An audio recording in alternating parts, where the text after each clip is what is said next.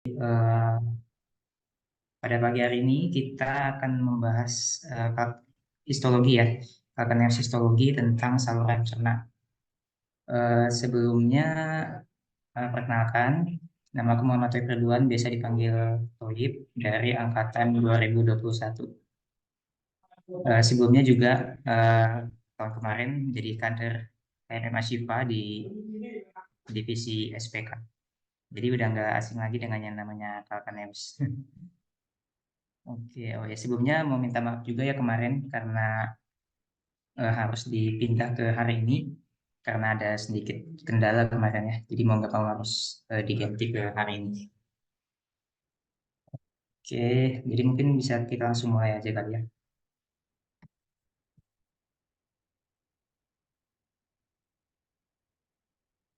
Ya, jadi untuk hari ini, eh, tunggu sebentar ya.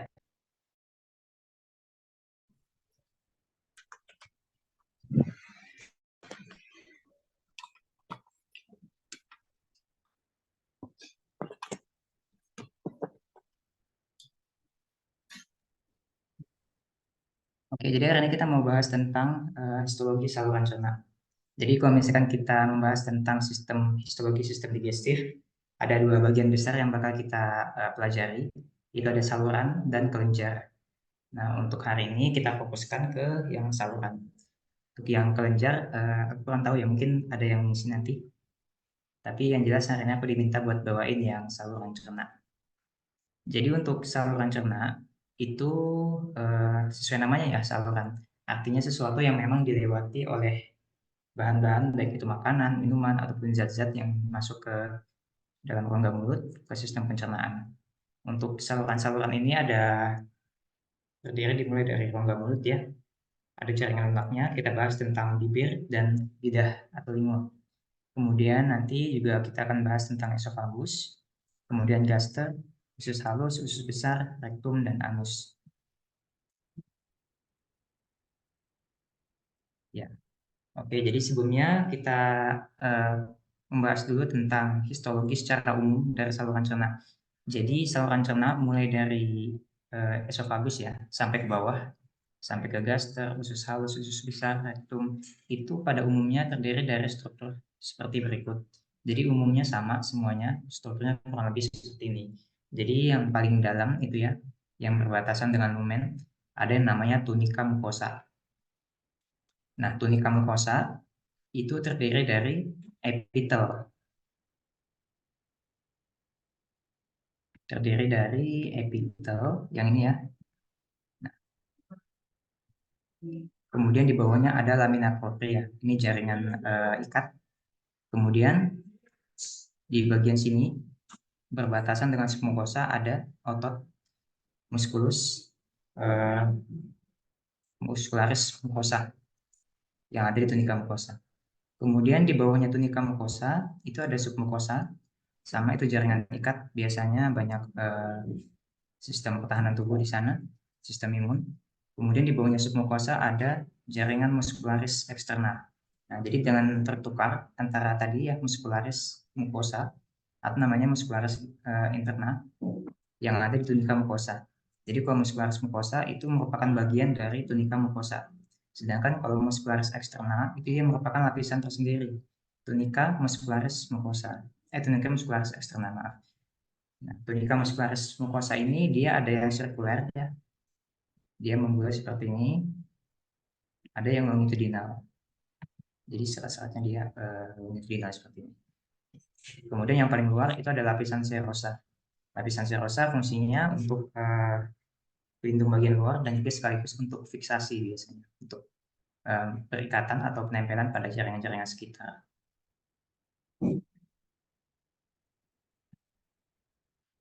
Ya, ini untuk kesediaan yang ada di Levisto.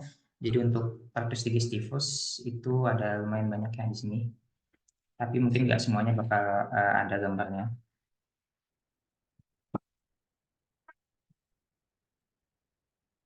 Oke, kemudian ya kita langsung masuk aja dari yang pertama ada bibir ya atau labia. Ya, jadi bibir itu merupakan suatu bagian yang dia dilapisi oleh kulit yang sangat tipis, ditutupi oleh epitel berlapis pipih. Pembuluh darahnya terletak dekat dengan permukaan bibir sehingga nanti warna bibir itu menjadi kemerahan gitu ya. Kemudian di permukaan luar ada folikel rambut, kelenjar sebasea dan kelenjar keringat. Ada terdapat otot rangka musculus orbicularis oris, dan di bawahnya ada epitel. Di bawah epitel mulut ada kelenjar labia penghasil mukus. Nah, ini yang paling penting ya untuk kita pahami bahwasanya di bagian bibir secara histologis itu terbagi menjadi 3 bagian. Ada pars cutanea, ada pars intermedia, dan pars mucosa. Untuk pars cutanea sesuai dengan namanya, artinya dia merupakan bagian yang berupa kulit gitu ya. Dia berbatasan dengan daerah mulai dari bawah hidung ya, di bawah nasal, sampai ke bagian yang merah dari bibir. Nah, di situ ciri khasnya dia banyak folikel-folikel rambut ya, makanya dia ada rambutnya di situ. Kemudian epitel berlapis bertanduk dan ada folikel rambutnya. Kemudian untuk pars intermedia ini merupakan bagian yang kita sebut sebagai bibir ya, yang bagian merahnya, yang kita pakaikan entah itu lipstick atau apa, biasanya kalau untuk wanita. Nah, itu merupakan peralihan kulit dan mukosa. Di situ nggak ada folikel rambut, tapi ada kelenjar lemak dan kelenjar kering. Kemudian untuk pars mukosa, nah itu merupakan bagian di bawah bibir ya, yang kalau misalnya kita pegang itu licin. Itu merupakan suatu epitel berlapis pipih tak bertanduk. Di situ ada kelenjar labialis atau kelenjar bibir. Ya, ini untuk gambarannya secara histologis ini dari ada beberapa bagian yang bisa kita identifikasi. Oke, yang pertama di sini ya, seperti yang kita bahas tadi, ada 3 bagian, ada pars mukosa, ada pars cutanea, pars intermedia, dan pars mukosa. Ya, mungkin untuk bibir ini kita agak sulit membedakan mana yang pars cutanea, mana yang pars mukosa. Karena kalau misalkan kita lihat, ya mungkin yang ini atau yang ini antara dua itu. Kalau intermedia dia pasti di bagian samping sini. Nah, gimana cara kita mengetahui apakah ini bagian pars cutanea atau pars mukosa? Nah, kalau misalkan tadi ya kita sebutkan bahwa pars cutanea itu dia terdapat folikel-folikel rambut. Nah, di sini bisa kita lihat ya. Ini berupa folikel, ini folikel. Folikel-folikel rambut. Nah, kalau misalkan kita bisa menemukan bahwa ini adalah folikel rambut, maka berarti ini adalah pars cutanea. Selain itu ada ciri khasnya dia adalah sel epitel yang berkeratin ya untuk bagian cutanea. Ini adalah keratin-keratinnya ya. Berarti ini adalah bagian labia pars cutanea. Sedangkan kalau misalkan pars mukosa, ciri khasnya di situ ada kelenjar labialis. Ya, ini ya.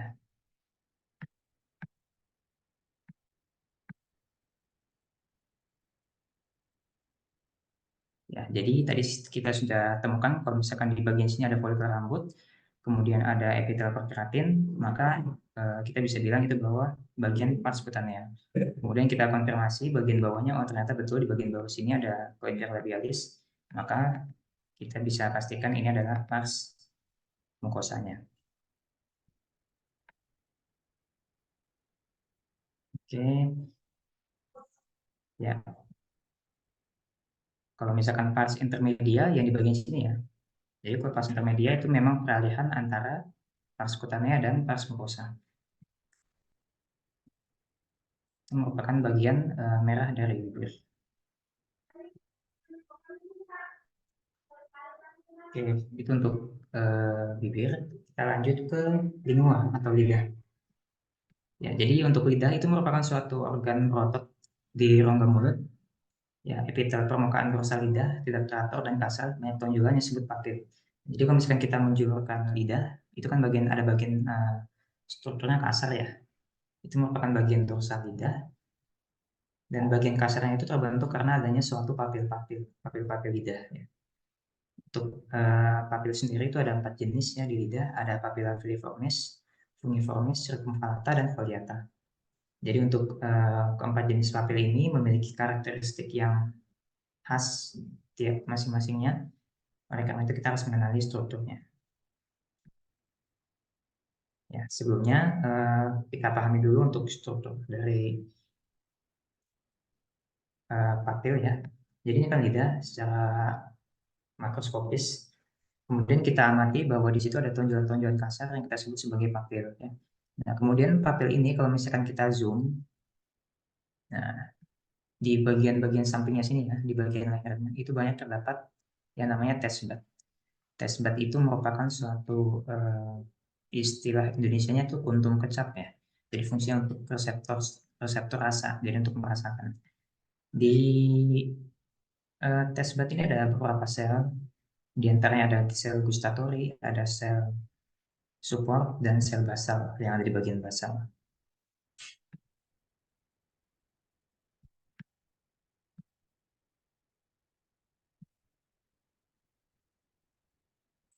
Oke, tunggu sebentar.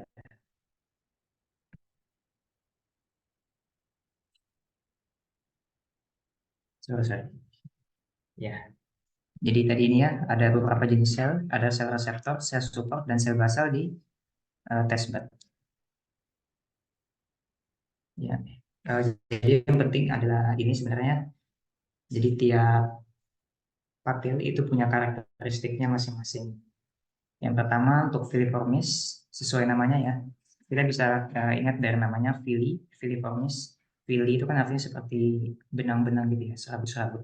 Jadi ini merupakan suatu papil yang jumlahnya paling banyak di lidah dan bentuknya berupa helaian-helaian seperti benang. Dan dia ciri-cirinya dia nggak punya taste bud. Nanti kita lihat secara histologisnya. Kemudian untuk fungiformis, ya sesuai namanya fungi, artinya jamur ya. Jadi bentuknya seperti jamur, berlapis pipih tak bertanduk epitelnya. Nah, kemudian ini juga yang khas, dia terletak di sela-sela atau di antara papilla filiformis. Jadi kalau misalkan nanti kita lihat ciri khasnya filiformis itu dia ada di antara papil-papil filiformis. Jadi papil-papil filiformis berjejer, terus nanti di tengah-tengahnya ada nyempil papilla filiformis gitu. Dan ada sedikit tes di sana. Kemudian yang ketiga ada papilla circumvallata. Untuk circumvallata ini bentuknya mirip kayak fungiformis, kayak jamur, tapi dia tes banyak dan dia nggak terletak di antara papil-papil filiformis. Jadi circumvallata itu dia berjejer biasanya.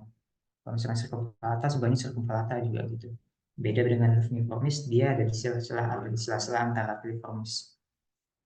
Kemudian yang khas juga di circumvallata di bawahnya ada kelenjar von Ebner. Kemudian untuk papilla foliata, nah ini mungkin agak sedikit jarang ya. Dia nggak khas juga, nggak ada struktur khas dan biasanya hanya terdapat pada bayi. Jadi kalau misalkan pada dewasa sudah jarang dan sulit diidentifikasi.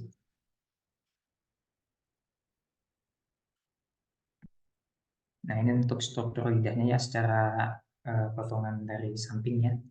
Kita lihat di sini. Nah ini adalah papil-papil. Kosong maupun FPJ. Jadi nanti ketentuan-ketentuannya ini ada di sini bisa diikuti. Selanjutnya adalah tahap FPJ. Iya, kemudian ini adalah papil-papil filiformis ya. Papil-papil filiformis yang tadi bentuknya seperti helaian-helaian benang gitu ya. Ini juga. Nah, terus kita lihat di sini ternyata ada yang kayak bentuk nyempil gitu ya. Bentuknya kayak jamur. Nah, ini adalah papilla fungiformis.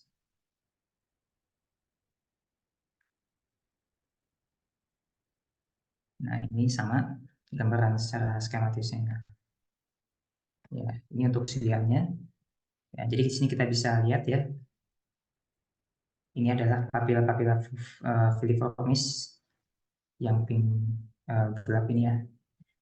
Ciri khasnya dia ada bentukan-bentukan ini ya, kayak benang-benang, helaian-helaian di sini. Ini filiformis semuanya ya. Nah, kemudian di tengah-tengahnya ada nih yang menjorok ini.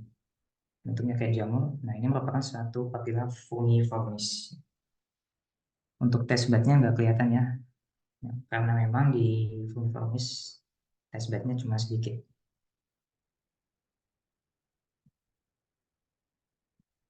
Ya. Kemudian ini untuk yang circumvallata. Nah, jadi ini ciri khasnya tadi ya, kalau misalkan yang circumvallata dia biasanya berderet ya, circumvallata, circumvallata semuanya. Dia nggak terletak di tengah-tengah antara filiformis. Dan bentuknya sebenarnya mirip kayak yang fungiformis. Tapi testbednya ada banyak. Ini testbed ya. Testbed yang ini. Nah, biasanya dari atas ke bawah itu testbed semua. Ini untuk papil circumvallata ya contohnya. Nah ini testbednya banyak ya.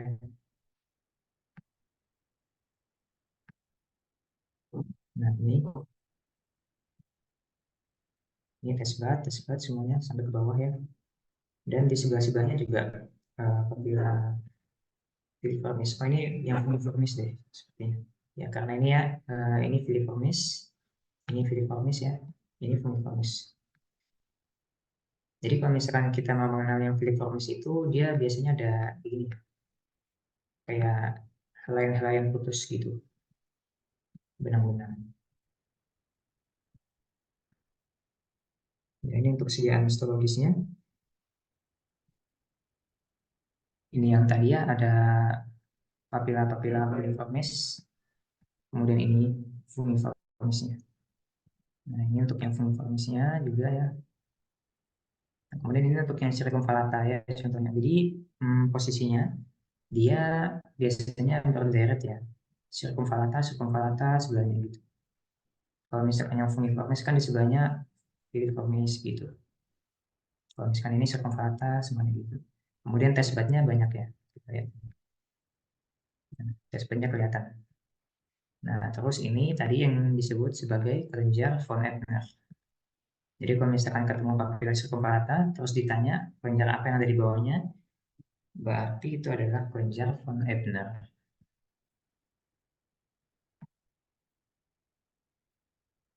Oke, ini untuk papilla foliata sebenarnya kurang bisa diidentifikasi ya, karena juga setia ini juga kayaknya nggak ada di juga jarang ditanyakan. Oke, itu untuk kemudian kita lanjut ke esofagus ya. Untuk esofagus ini sudah masuk ke salurannya ya. Jadi tadi untuk bibir dan lidah itu dia merupakan bagian dari rongga mulut ya. Nah, jadi untuk esofagus itu ciri khasnya dia penampangnya bentuk penampang bintangnya bentuk bintang. Kemudian epitel pipi berlapis tak bertanduk. Kemudian muscularis mukosanya tebal. Ada dua jenis kelenjar ya. Kelenjar yang ada di lamina propria. Kalau lamina propria kan berarti tadi ada di tunika mucosa ya. Sedangkan yang di submucosa itu dia tunika sendiri, tunika submucosa. Ada esophageal gland proper. Kemudian untuk tunika muscularisnya itu terbagi jadi tiga ya, tiga bagian. Sepertiga atas itu otot patelik ya, otot rangka. Sepertiga tengah campuran, sepertiga bawah otot pulos. Ini kaitannya sama teman-teman kalau misalkan belajar di faal ya. Kalau bagian atas, sepertiga atas itu masih volunteer ya. Artinya masih bisa kita kontrol. Sedangkan kalau misalkan yang di bawah udah nggak bisa lagi. Karena memang strukturnya dia ototnya beda. Yang atas otot lurik, yang bawah otot polos. Ya. Ini untuk gambaran skematisnya. Ini untuk epitelnya ya. Epitelnya dari sini sampai ke sini. Kemudian ini submukosanya ya. Nah, kemudian ini otot ya. Otot muscularis mucosa. Jadi otot itu ada yang di tunika mucosa dan ada juga yang di muscularis externa, lapisan sendiri. Itu otot yang sirkuler, melingkar ya. Kemudian ini longitudinal.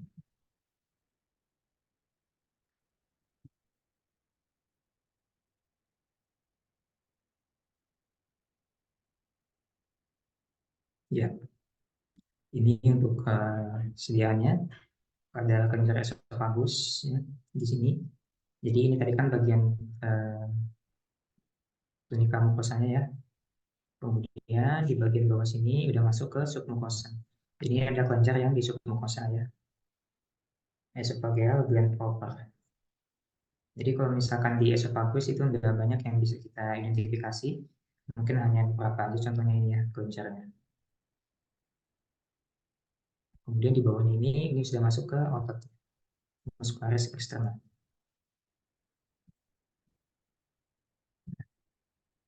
Ini untuk penampangnya. Jadi sebenarnya untuk strukturnya tuh nggak banyak yang bisa diidentifikasi ya. Jadi untuk yang bisa kita tahu di sini ada sedianya bagian sepertiga tengah dan sepertiga bawah ya. Untuk ototnya juga sebenarnya kita nggak bisa membedakannya antara otot polos ataupun otot lurik.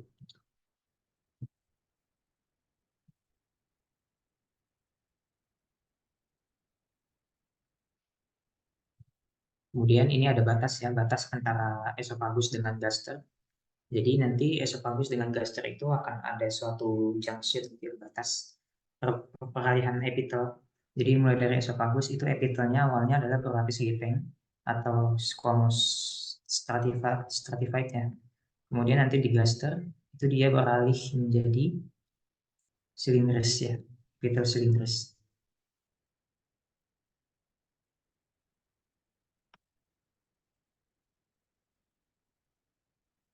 Nah ini ya contohnya ya.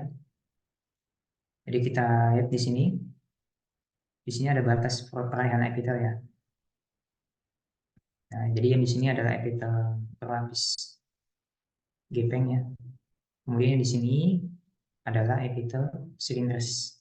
Nah, kalau misalkan teman-teman bingung kelihatan epitelnya ya, teman-teman mungkin bisa lihat bahwa ini strukturnya adalah berupa lipatan-lipatan. Nah, kalau misalkan di gaster nanti kita belajar, ada lipatan-lipatan ini kita sebut sebagai rugi.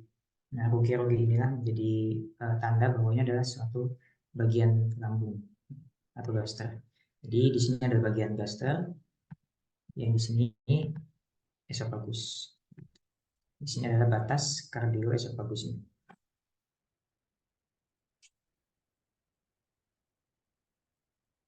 Kita masuk ke gaster. Jadi untuk gaster itu merupakan organ di antara esofagus dan usus halus. Nah ini tadi ya di taut batas esofagus lambungnya ada perubahan epitel dari berlapis gepeng jadi selapis silindris. Kemudian secara makroskopis dia ada tampakan lipatan-lipatannya. Kita kenal sebagai rugi yang merupakan suatu lipatan longitudinal dari mukosa dan submukosa. Nah, lipatan-lipatan ini nanti kan membentuk celah ya. Jadi lipatan-lipatan, terus nanti ada celah-celah di antaranya yang kita sebut sebagai gastric vein atau fovea gastrica. Kemudian untuk fovea gastrica inilah nanti tempat dari kelenjar-kelenjar untuk mensekresikan enzim-enzim di lambung. Kemudian pada bagian submukosa itu mengandung jaringan ikat. Dan kemudian untuk lambung ini ada 4 bagian. Ada kardiak, fundus, korpus, dan glomus. Nah, tiap bagian-bagian ini dia punya gambaran histologis yang berbeda. Oleh karena itu, biasanya kita membedakan strukturnya dari eh, dia bagian apa gitu untuk lambung. Beserta struktur-strukturnya nanti. Ini kita mulai dari yang pertama ya untuk yang bagian kardiak. Secara teori ya, dia bilang bentuknya seperti huruf V dangkal, tapi mungkin agak sulit ya untuk kita kenali karena nanti ada yang mirip juga gitu. Kemudian kelenjar terpotong bulat atau oval berupa tubulus bercabang ganda. Kemudian untuk fundus dan korpus ini karena struktur histologisnya mirip, jadi biasanya dibahas bersamaan, jadi biasanya digabung. Jadi untuk fundus atau korpus, ciri khasnya dia bentuknya gastrocpitnya dangkal seperti roku, kemudian lamina proprianya dipenuhi fundic gland atau kelenjar fundus. Nah ini yang penting untuk bagian fundus atau korpus, dia punya jenis sel yang lengkap ya. Dia punya chief cell, punya mucosal cell, sel parietal, dan sel argentavit. Ini semua ada di bagian fundus atau korpus. Nanti untuk sel-selnya itu ada sebagian yang kelihatan. Kemudian untuk piloros, dia ciri khasnya sikungan gastrocpitnya dalam ya, sampai ke lamina propria. Dan juga dia selnya nggak banyak ya. Dia cuma punya mucosal cell. Jadi itu yang membedakan dengan bagian fundus dan korpus. Kemudian muskulus sirkulasinya mengalami penebalan membentuk sphincter. Karena nanti dia akan berbatasan dengan duoden. Nah, ini untuk sel-selnya ya. Teman-teman mungkin sudah belajar di fisiologi, ada sel bulat, fungsinya untuk penghasil mukus, sel parietal untuk penghasil Cl. Nah, kalau misalkan di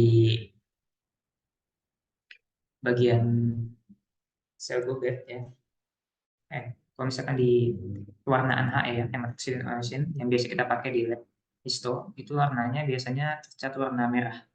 Sedangkan kalau misalkan sel chief, itu dia lebih ke ungu. Nanti kita lihat gambar.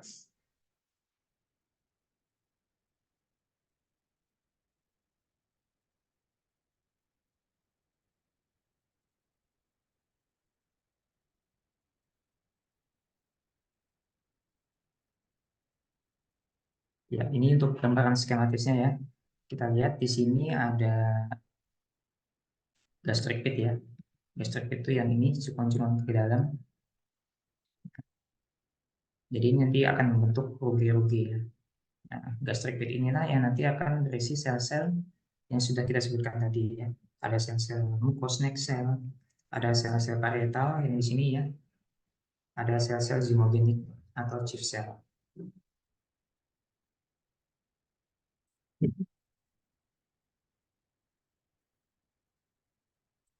Kemudian ini sama ya. Ini untuk bagian yang pilorus, ciri khasnya dia dalam gastric pit ini sampai ke lamina propria. Nah ini ya untuk gambarannya dari bagian fundus dan corpus. Ini kita pakai karena ada selnya lengkap di sini ada banyak. Ini tadi gastric pitnya ya, sekungan ke dalamnya. Dan yang di sini di leher-leher dari cekungan itu ada namanya mucosal cell. Kemudian untuk sel parietal itu yang ini ya, yang warnanya merah, merah, merah terang maksudnya, agak pink-pink, pink gelap gitu. Ini ya, ini sel parietal. Kalau misalkan sel chief itu dia lebih keunguan transparan gitu ya. Kayak ini contohnya. Lebih nggak beraturan. Kalau misalkan yang sel parietal tadi kan dia lebih bulat ya, bulat jelas gitu. Anak intinya juga kelihatan nih, yang titik-titik kecil ini. Kalau misalkan yang sel chief itu dia lebih eh, nggak beraturan gitu. Anak intinya juga nggak terlalu jelas. Gitu ya. Jadi mungkin bisa dibedakan antara mucosneck, parietal, dan sel chief. Untuk sel-sel yang lainnya kayak sel G, sel D, sel argentavin itu biasanya nggak bisa terlihat dengan pewarnaan HE ya, hematoxylin eosin. Jadi biasanya terlihat di pewarnaan lain seperti impregnasi perak kayak gitu-gitu. Jadi dia nggak kelihatan di pewarnaan biasa. Oleh karena itu biasanya yang diidentifikasi di pewarnaan ini cuma yang tiga ini aja biasanya kelihatan. Mucosal cell, parietal, sama sel chief.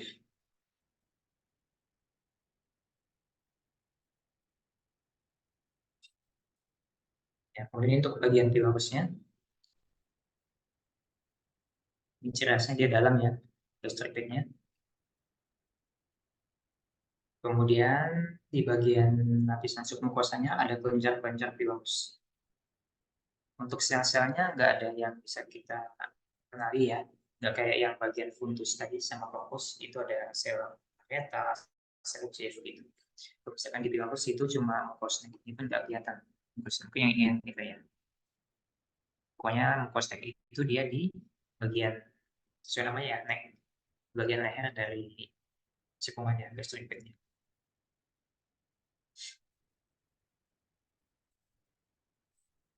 Kemudian ini untuk bagian pilorus yang sama ya. Ciri khasnya pokoknya bagian pilorus itu dia gastrocneminya dalam ya, sampai ke lamina propria. Dari bawahnya di bagian submukosanya ada pencerahan pilorus.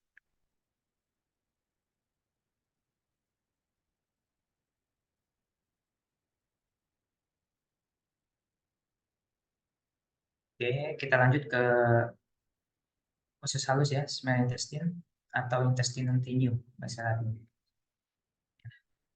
Jadi sebelum kita bahas lebih lanjut tentang usus ya, usus halus khususnya, kita perlu dulu mengenali tentang istilah-istilah ini ya. karena ini sering kepake dan jangan sampai kita tertukar-tukar antara istilahnya. Jadi ada ya, namanya plica semicircularis atau plica Kerkringi, ada villi intestinalis, ada microvilli, atau namanya striated border, atau limbus striatus, atau cross border, sama semuanya. Namanya banyak, tapi barangnya satu. Kemudian ada kelenjar-kelenjar khusus juga. Langsung aja kita lihat dari gambarnya supaya lebih enak. Nah, jadi kalau misalkan kita lihat di bagian usus itu ya, dia banyak lipatan-lipatan kayak gini ya, lipatan-lipatan yang kita kenal sebagai plica semicircularis. Jadi lipatan-lipatannya ini secara keseluruhan kita kenal sebagai plica semicircularis atau plica Kerkringi. Nah, lipatan-lipatan ini kalau misalkan kita zoom lagi ya, ternyata terdiri dari lipatan-lipatan lagi ya, lipatan-lipatan yang tersusun atas villi. Nah, jadi tonjolan-tonjolan ini namanya villi intestinalis. Jadi kayak ada lipatan dalam lipatan gitu. Kemudian villi ini, kalau misalnya kita zoom lagi, ya, ini satu villi ya, satu villi. Ternyata dia tersusun atas beberapa sel ya. Ada sel epitel ya, atau yang kita sebut juga sebagai sel absorptif, fungsinya untuk absorpsi, atau sel enterosit juga bisa. Nah, kemudian ada sel mukus, atau kita kenal juga sebagai sel Goblet ya. Jadi ciri khasnya sel Goblet itu ada di antara atau di celah-celah dari sel absorptif. Nah, ini untuk gambaran histologisnya ya. Ini sel absorptif ya. Kemudian yang bulat-bulat ini, bulat-bulat putih, ini namanya sel Goblet. Ya. Jadi ini sel absorptif gitu ya, banyak deret. Kemudian di celah-celahnya ada sel Gobletnya gitu. Itu untuk satu villi ya. Kemudian dalam satu sel ini tadi ya, sel absorptif. Kalau misalkan kita zoom lagi, kita ambil satu sel, ternyata dia terdiri dari lipatan-lipatan lagi. Iya, ada villi-villi kecil lagi di atasnya. Jadi satu villi itu ada villinya lagi. Namanya mikrovilli. Atau yang tadi kita kenal sebagai brush border, limbus striatus, atau eh, apa tadi ya? Sampai lupa. Banyak namanya. Mikrovilli, brush border, atau limbus striatus ya.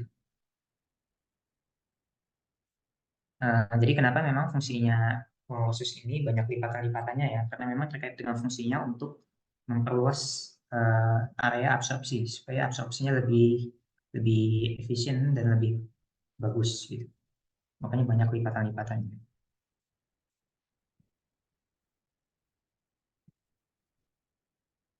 Ya ini tadi ya fungsinya sel absorptif paling banyak di epitel usus ya. Kemudian sel Goblet fungsinya untuk menghasilkan mukus, sel enteroendokrin, sel panet, dan sel M. Ya, jadi ini untuk usus halus ya. Untuk usus halus itu ada 3 regio ya. Ada duodenum, kemudian ada jejunum, dan ada ileum. Ya, jadi seperti biasa, tiap bagian itu punya ciri khasnya masing-masing, dan itu yang perlu kita ingat ya untuk bisa memahami struktur histologisnya. Yang pertama untuk duodenum, dia ciri khasnya adalah terdapat kelenjar lumer ya. Nanti ya, seperti apa kita lihat nanti, dan sel gobletnya sedikit. Kemudian untuk jejunum, ini merupakan kelanjutan dari dari duodenum. Nah, kelanjutan dari duodenum dan ciri khasnya adalah terdapat sel panet. Sel panet ini mungkin nggak selalu kelihatan ya, tapi nice to know, pokoknya ciri khasnya jejunum ini ada terdapat sel panet. Kemudian untuk ileum, ya untuk ileum ini pili-pilinya udah mulai pendek dan atrofi. Oh iya, jadi sebagai uh, pemahaman juga, untuk pili-pili ini lipatan-lipatan tadi yang pelikat kering ini beserta pili-pilinya itu dia semakin ke anal, semakin ke bawah ya, semakin berkurang jumlahnya. Jadi nanti dia berhenti sampai di ileum, itu pili-pilinya udah mulai hilang ya. Lipatan-lipatannya juga sudah mulai berkurang. Makanya di ileum ini dia sedikit pili dan lebih atrofi. Atrofi itu artinya lebih eh, hilang ya, mulai menghilang gitu. Kemudian dia banyak sel gobletnya, dan ini yang paling penting ya. Ini khas banget, pasti sering ditanyakan. Pokoknya kalau di ileum ada yang namanya Peyerpatch. Ini merupakan suatu limfonodi agregat yang di dalamnya ada sel-sel limfosit, fungsinya untuk immunity atau pertahanan, sistem pertahanan tubuh ya. Ya, ini untuk duodenum ya. Jadi ini untuk struktur fili-filinya ya. Ini fili-fili intestinalis. Oh ya, satu lagi yang lupa. Jadi tadi kan ya, bisa balik dulu mungkin ya. Ya, yang ini. Jadi tiap fili di antara kedua fili ini kan ada cekungan ke dalam ini ya. Nah, ini namanya cryptal liber bone. Ya. Biasanya di sini juga banyak terdapat sel-sel absorptif. Jadi di antara dua fili ada celah namanya cryptal liber bone.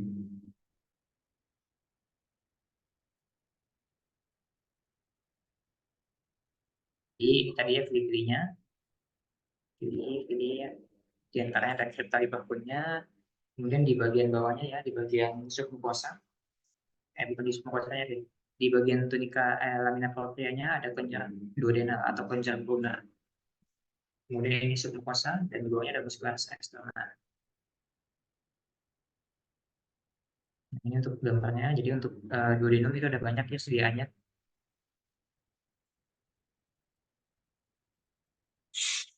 Jadi untuk duodenum itu sediaannya ada banyak ya. Ada yang potongan melintang kayak gini, dilihat dari atas, ada yang dari sampingnya membujur. Nah, jadi ini kalau misalkan kita lihat dari bagian atasnya ya secara melintang, ini lumen, kemudian ini ada fili-filinya ya, fili-fili. Nah, ciri khasnya untuk duodenum ini, fili-filinya itu masih banyak ya, fili-filinya masih banyak, rapi gitu ya, dan rame lah pokoknya. Kemudian di bagian bawahnya, di lamina proprianya tadi ada ciri khasnya ada kelenjar duodenal atau kelenjar Brunner yang di sini ya. Nah, ini di sini. Kemudian untuk penampang yang lain ya, sama. Ini fili-filinya, ini tali berpun ya, celah-celahnya ini, sumur-sumurnya. Nah, kemudian ini kelenjar Brunnernya ya, di bagian submukosa.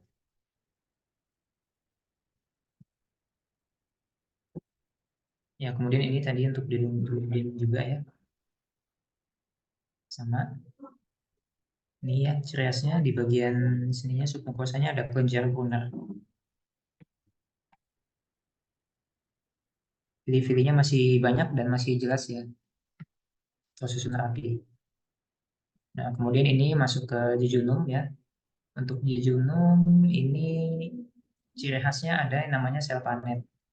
Nah, jadi sel panet itu sama fungsinya untuk immunity atau pertahanan tubuh. Dan kalau misalkan dilakukan pewarnaan, dia warnanya merah magenta ya. Kalau dari teori dia lebih terang merahnya. Coba kalau misalkan kita lihat di histologisnya kayak gini ya. Ini sel-sel panet. Ciri khasnya jejunum. Ya. Ini untuk gambaran sedianya di lab ya. Untuk sel-sel panetnya eh, kayaknya nggak kelihatan ya. Soalnya saya nggak menemukan ada gambaran-gambaran kayak sel panet di sini. Tapi kalau misalkan kita lihat secara tampak kayak gitu ya, di Junum nih beda dengan yang lain gitu ya. Kalau misalkan di sini disebutkan kayaknya katanya kayak daun kelapa. Ya mungkin bisa di acuan juga ya. Jadi walaupun strukturnya nggak banyak yang bisa kita identifikasi, tapi sekali melihat mungkin kita bisa nebak, oh ini kayaknya di Junum gitu. Ciri-cirinya dia bentuknya mencari gitu ya tadi. Nah kayak gini ya. Dan ciri-cirinya juga udah agak mulai berantakan gitu ya. Hmm.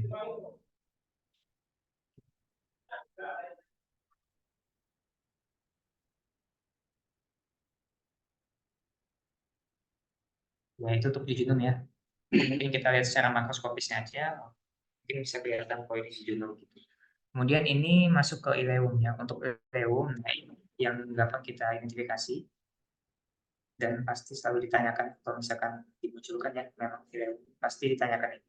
Ini namanya Bayer patch. Dia adalah limfonodi agregat, isinya sel-sel limfosit untuk sel pertahanan tubuh. Ya. Kemudian juga yang paling penting kita ingat kalau misalkan di ileum itu walaupun fili-filinya masih atrofi, sudah atrofi, tapi masih ada ya, masih ada fili-filinya. Walaupun udah mulai kayak putus-putus gini ya, ya udah pendek-pendek dan udah mulai putus. Tapi masih ada. Dan yang khasnya ada pair patch-nya gitu. Untuk ileum ya. Pokoknya kalau misalkan di ileum, ingat pair patch.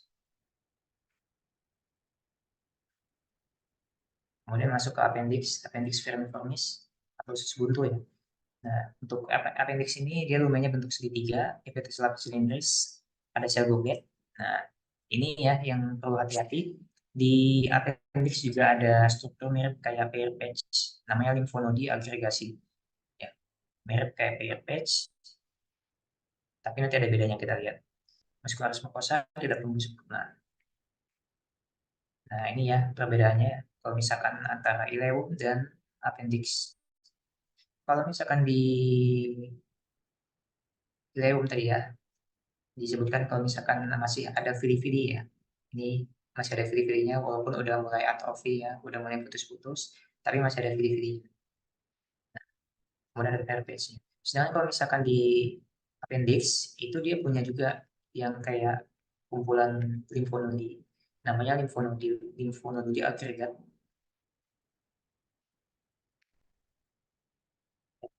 Dia nggak punya nama khusus kayak di Leopold gitu. Pokoknya limfonodi agregat. Dia nggak punya fili-fili ya. Ini yang membedakan dengan ileo. Kalau di ileo kan masih ada fili-filinya ya. Tapi kalau misalkan di appendix udah nggak ada lagi. Karena memang appendix kan dia masuk ke bagian usus besar ya. Dan di usus besar itu sudah nggak ada lagi fili-fili intestinal.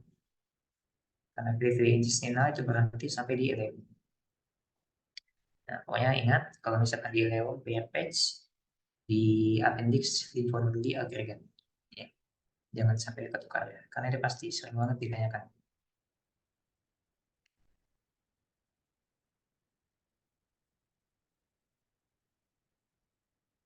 Oke, kita masuk ke kolon ya, usus besar. Ya, ciri khasnya dia nggak ada lagi plika ini ya, nggak ada lagi plika-plika, lipatan-lipatan dan filipin intestinalisnya. Tapi kripta liverpoolnya masih ada ya, masih banyak dan dalam. Jadi kripta liverpool tadi dia lipatan-lipatan ke dalam gitu ya, nggak menonjol keluar kayak yang di usus halus. Kemudian sel kubiknya lebih banyak ya. Kemudian epitel selapis ringres, banyak sel goblet. Dan ini yang menjadi ciri khas untuk di bagian kolon ya. Ada yang namanya tinea coli, yaitu dia kumpulan otot longitudinal yang nanti kontraksinya akan membentuk kostra. Jadi kayak bentuk penonjolan otot gitu ya. Kemudian ada serosanya, kantongan lemak ya. Pokoknya kalau ciri khasnya kolon ini ada tinea coli, penonjolan otot. Ini untuk gambaran skematisnya, ya, ini ya tinea colinya ya. Jadi pada bagian muskular eksternalnya itu ada kumpulan otot longitudinal yang menonjol gitu ya, keluar membentuk tinea coli.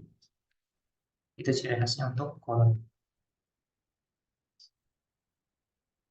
Ini ya, untuk sel gobletnya banyak sekali. Ini putih-putih ini sel goblet ya. Jadi sepanjang kripta Liverpoolnya banyak terisi oleh sel goblet.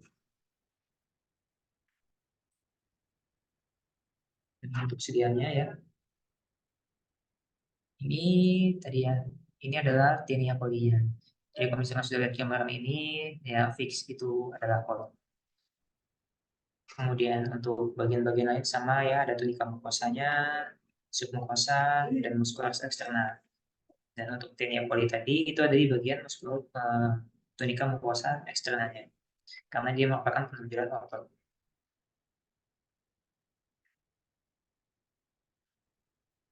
Untuk kolon, punya clue-nya untuk kolon adalah tinea coli. Masuk ke rektum dan anus ya, ini yang terakhir kayak iya. Untuk rektum dia dilapisi epitel selapis silindris banyak sel doublet, memiliki lipatan-lipatan longitudinal ya, berupa kolomnar talis dari orgagni, namanya kolomnar orgagni. Ya. Kemudian dada muscularis mucosa, dalam lamina proprianya banyak vena auriculicu. Nah, itu biasanya sering terjadi hemoroid di sini. Kemudian klinical muscularis eksternalnya tebal. Untuk rektum dan anus, ini biasanya ditanyakan itu adalah ini rectoanal junction.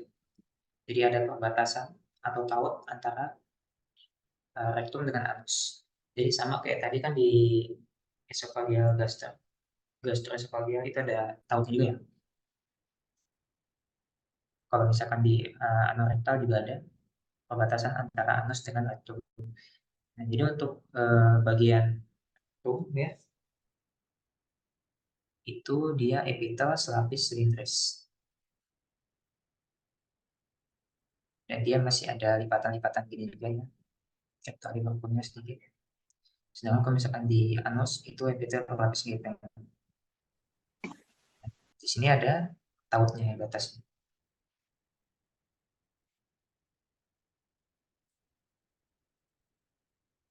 Ini ya. Jadi kalau misalkan kita perbesar di sini, ya di sini ada perubahan epitel ya, yang awalnya kayak gini lebih terang gitu ya, merahnya pinknya, kemudian pinknya jadi lebih muda gitu. Nah, epitelnya beda. Yang mana rektum, yang mana anus ya, sebenarnya epitelnya kurang kelihatan ya. Tapi kalau misalnya kita lihat di sini, ini tadi kayaknya gambaran-gambaran masih ada tonjolan-tonjolannya. Mungkin ini adalah epitel selapis silindris. Jadi ini masih masuk rektum dan yang bagian sini adalah anus. Mungkin nanti bisa dikonfirmasi lagi.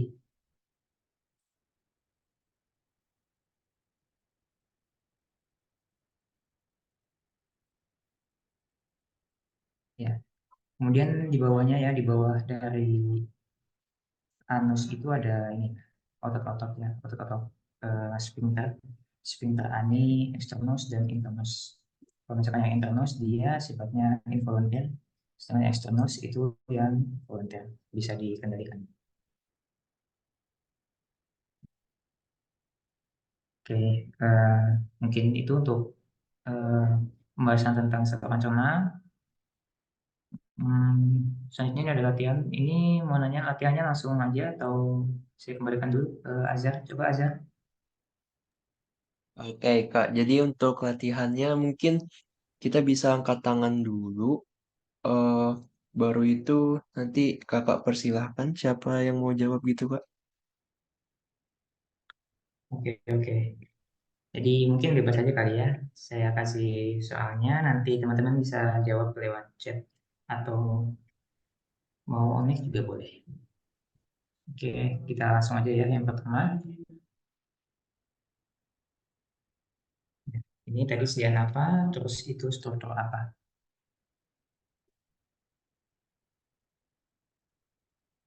Bisa mungkin teman-teman boleh jawab di kolom chat atau kalau misalkan malu-malu bisa langsung DM aja. Personal chat gak apa-apa juga. Oke, ada yang jawab fungiformis, tasbat ya. Nanti kita lihat ya. Ayo, fungiformis atau circumvallata. Kita lihat samping-sampingnya ya.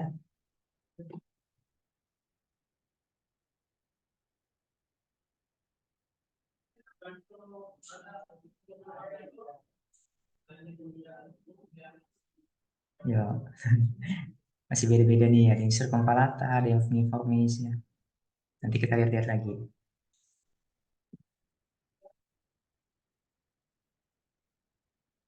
Aku kasih waktu sampai 11 berapa ya?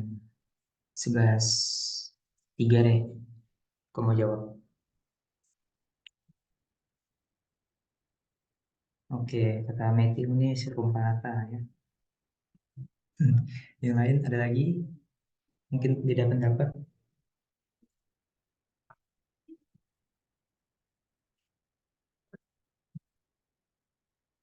Ini apa?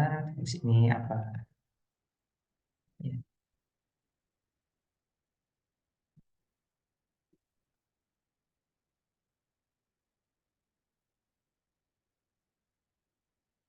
Oke, lanjut dulu ya.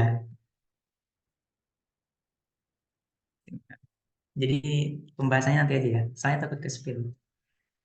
Nanti kepencet-pencet kan gak asik ya. Jadi jawab dulu ini apa, nanti jawabannya di akhir.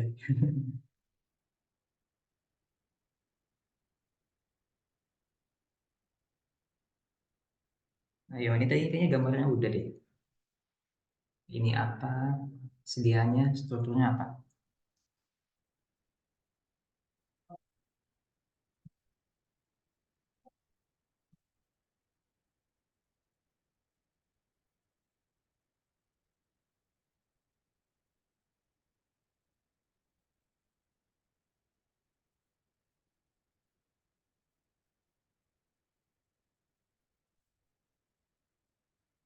Ayo, ini tadi ciri khasnya ya, ada ininya ya.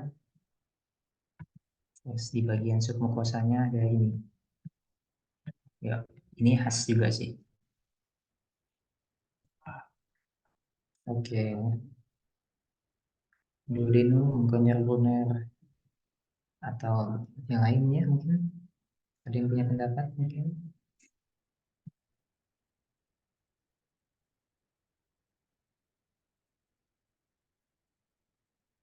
Ayo, ada lagi mau jawab?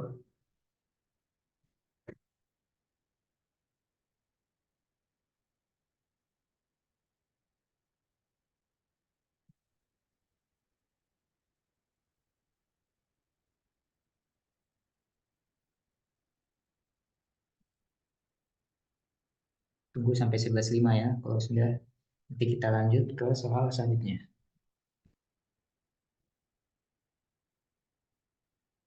Hmm.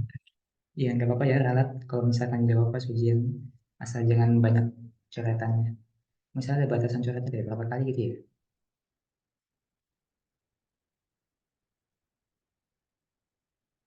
Oke, kita lanjut dulu ya. Ya, sementara banyak yang jawab duodenum ya ke Jargoner. Nanti kita cek betul atau enggak.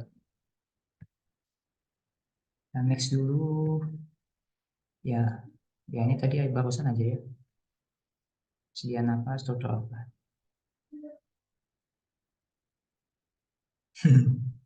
Ya, ya jawab aja yuk di meeting chat. Nggak masalah. Daripada salah pas ujian, please.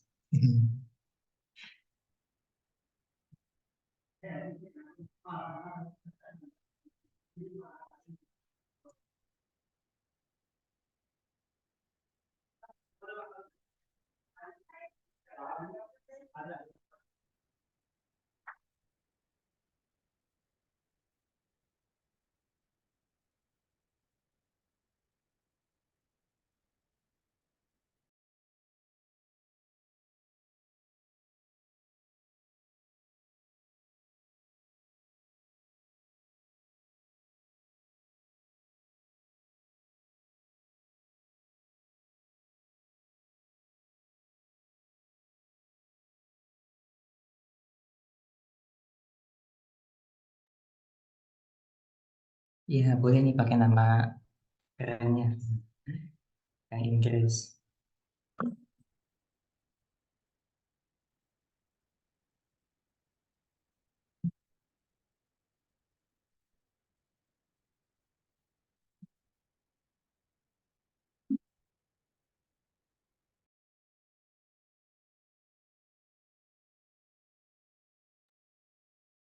Oke, kita next dulu ya. Yang keempat, ya. Nah, ini kayaknya gambar baru. Tapi kalau tadi sudah mahamin, pasti tahu kok. Sediaan apa nih kira-kira?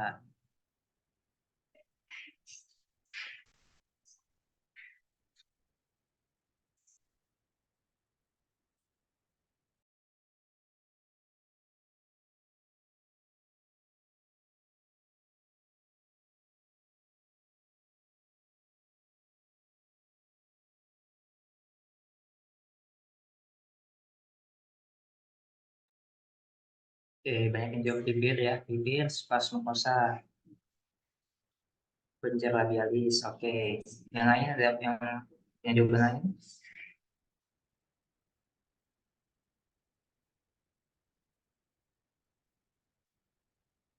Tuh, fascia media, kelenjar labialis.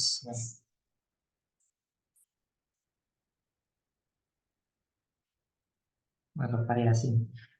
Ini maksudnya ini ya, eh, strukturnya itu ada di pas yang mana gitu. Sorry, lupa jelasin.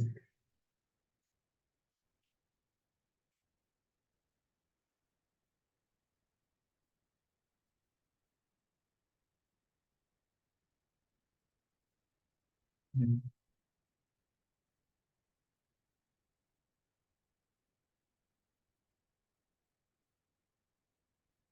Oke, ya pars mucosa, banyak yang jawab ya. Kelenjar labialis. Oke, kita next dulu ya mungkin ya. Ya, ini terakhir deh. Kayaknya terakhir, cuma 5 kalau nggak salah. Ini tadi udah ya. Sediaan apa, ciri khasnya apa.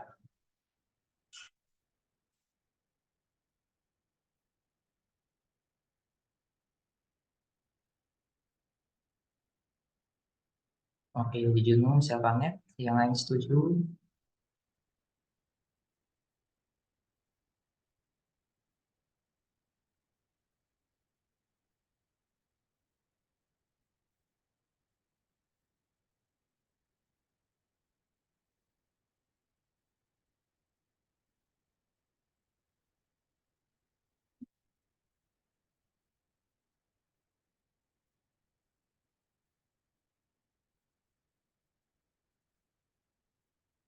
Oke, di Juno siapa ya? Oke, kita cek coba ya sekarang jawabannya. Ya, ini tadi ya. Nomor satu itu papilla subclavata ya. Yang kedua, duodeno, kelenjar lunar.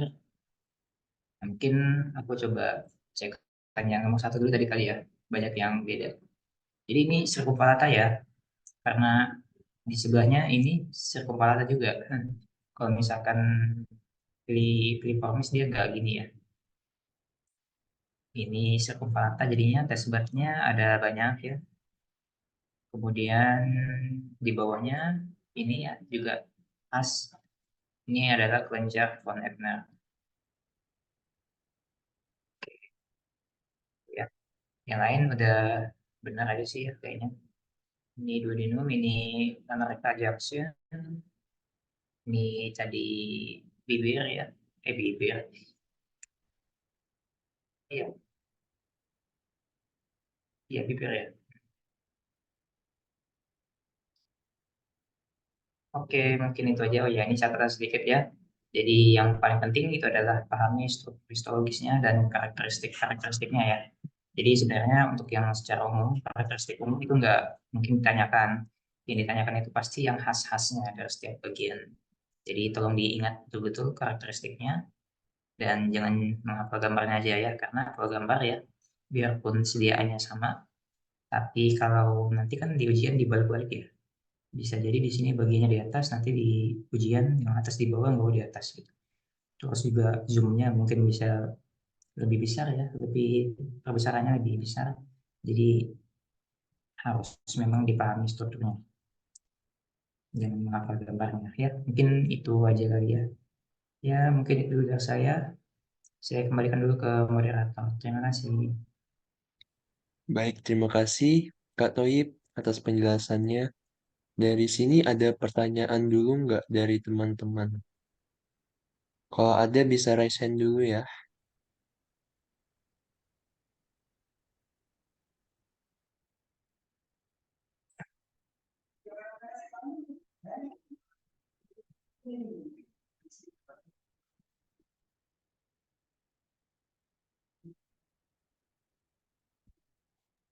Baik, silakan Nopal.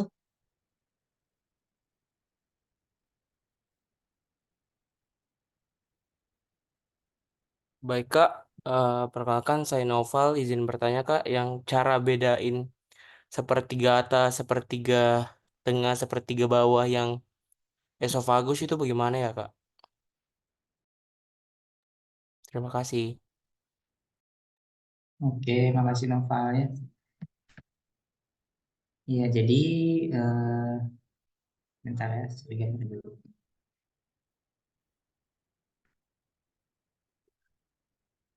Ya.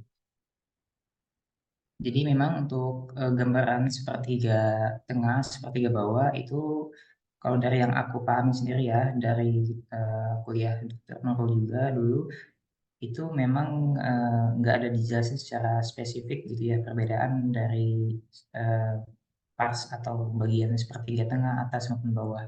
Yang jelas kalau misalkan secara teori untuk sepertiga atas kan dia tersusun otot lurik atau otot rangka. Yang tengah campuran, yang bawah itu otot polos.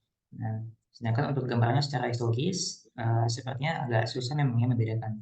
Dan nggak bisa dibedakan mana yang otot lurik ataupun otot rangka. Jadi memang strukturnya sama. Jadi mungkin nggak bisa dibedakan. Mungkin gitu ya. Tapi nanti mungkin bisa ditanyakan lagi kalau misalkan memang siapa tahu ada keliru mungkinnya ditanyakan langsung ke dokter yang ngajar resto, dokter Nurul atau dokter Sina. Kayak gitu ya.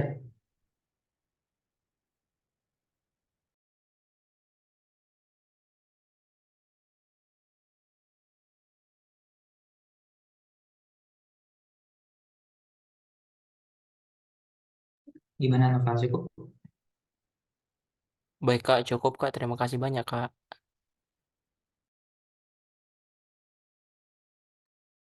Baik, selanjutnya ada yang ingin bertanya lagi nggak? Saya tunggu sampai 11.15 deh.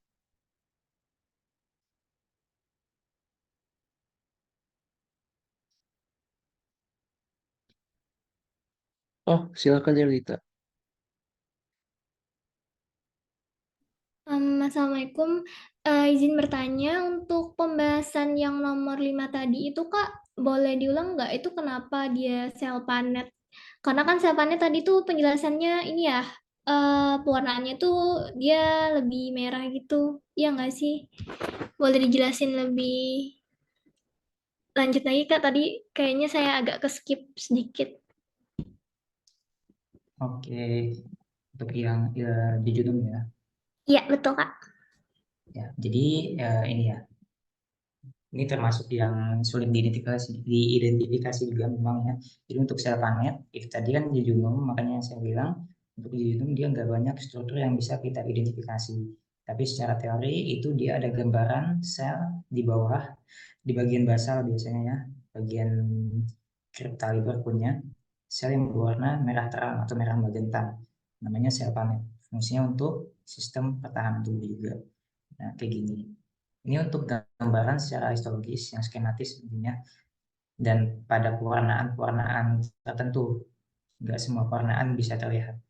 Sedangkan pada pewarnaan ini, pewarnaan AE ya, hematoxidin eosin yang sederhana, dia nggak bisa terlihat secara jelas ya untuk sel planetnya seperti apa. Jadi makanya tadi nggak bisa juga ditunjukkan di soal yang mana sel planetnya, cuma ditanyakan struktur sel apa yang khas di situ. Jadi ini sama seperti yang tadi, nggak bisa diidentifikasi juga. Mungkin gitu, Elita. Oke, baik Kak. Sudah jelas. Terima kasih banyak. Dan tambahan juga mungkin biasanya yang memang struktur-struktur yang sulit diidentifikasi itu biasanya memang nggak ditanyakan juga sih biasanya. Ada lagi mungkin?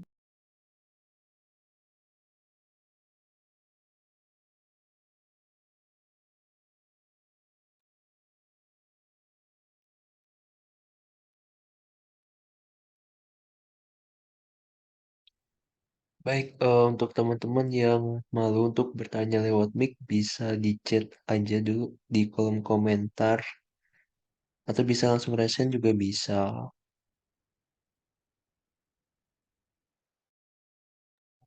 Ya boleh kalau misalkan mau lewat chat juga nggak apa-apa.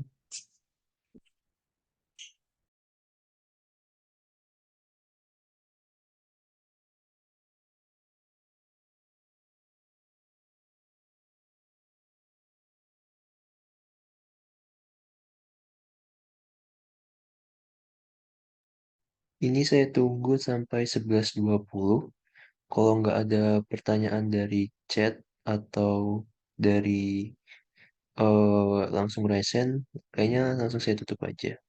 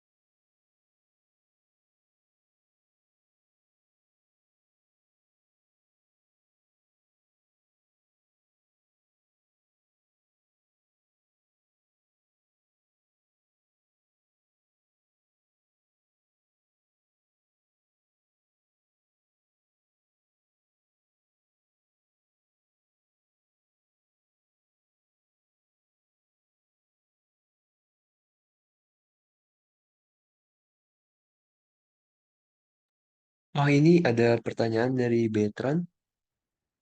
Izin bertanya, saya masih kurang paham mengenai perbedaan papilla circumvallata dengan fungiformis, Kak. Bisa dijelaskan lebih ulang, Kakak? Oh ya, oke ya. Untuk papilla filiformis dan circumvallata.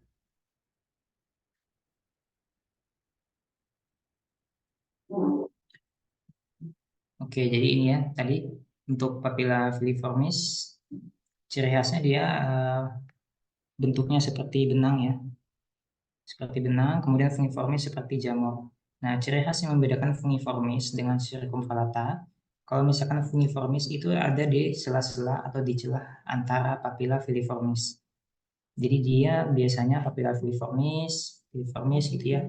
Kemudian di sela-selanya ada nyempil satu fungiformis seperti jamur gitu. Sedangkan circumvallata dia biasanya berderet circumvallata, circumvallata semuanya gitu ya. Memang bentuknya agak mirip antara fungiformis dengan circumvallata, tapi kita lihat di samping-sampingnya ya. Kalau misalkan kalau misalkan di fungiformis itu di sebelah-sebelahnya pasti filiformis ya. Yang kayak benang-benang gini, serabut-serabut benang. Nah, kayak gini ya. Ini serabut-serabut ini ya. Kemudian ada satu nyempil di sini seperti jamur. Itu adalah papilla fungiformis ya. Sedangkan kalau misalkan yang circumvallata, nah beda kan ya. Ini circumvallata bentuknya mirip agak kotak juga gitu ya. Nah di sebelah-sebelahnya kita lihat, oh ternyata sebelah-sebelahnya juga sama ya. Circumvallata juga bulat kotak-kotak ini juga. Kalau tadi kan kayak benang-benang gitu ya, kayak serabut-serabut. Kalau ini ternyata dia bentukannya seperti sama, tiga perjerat ini. Terus circumvallata juga dia ciri khasnya ada test bednya yang banyak di sini. Nah, nampak jelas. Di fungiformis juga ada, cuma dia nggak banyak. Jadi intinya kita lihat dari bentuknya antara fungiformis dan filiformis. Kemudian kita lihat yang di sampingnya juga apakah sama atau bentuk seperti benang-benang gini. Kalau misalkan benang-benang gini berarti filiformis, kalau misalkan yang di circumvallata ya itu betul tuh kata Elita kayak mangkok ya, lebih kayak mangkok. Di samping-sampingnya juga sama itu, bukan yang kayak benang-benang. Mungkin itu kali Bang.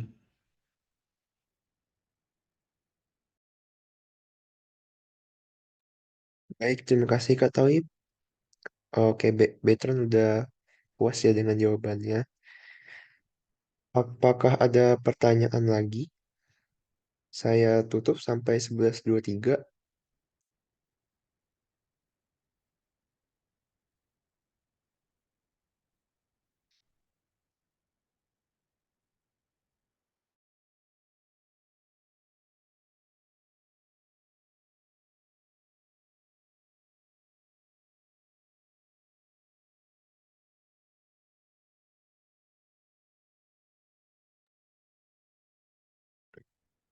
Baik, karena nggak ada pertanyaan, saya anggap udah selesai ya, teman-teman udah paham semua.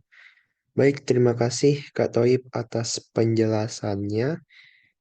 Karena kita awali dengan berdoa, mari kita tutup dengan berdoa. Berdoa menurut agama dan keyakinan masing-masing. Berdoa dimulai.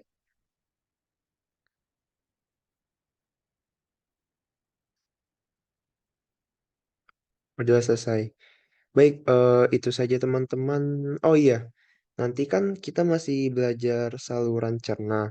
Nanti ada bakalan Kalkanius minggu depan. Kita bakalan belajar tentang kelenjar cerna. Nanti ditunggu aja jarkomnya ya. Baik, saya langsung tutup aja. Terima kasih teman-teman dan Kak Toib juga yang udah meluangkan waktunya untuk hadir pada Kalkanius pada hari ini. Oke, terima kasih teman-teman. Ibu boleh live kok. Makasih Azhar, makasih Kak. Makasih banyak ya, Azhar.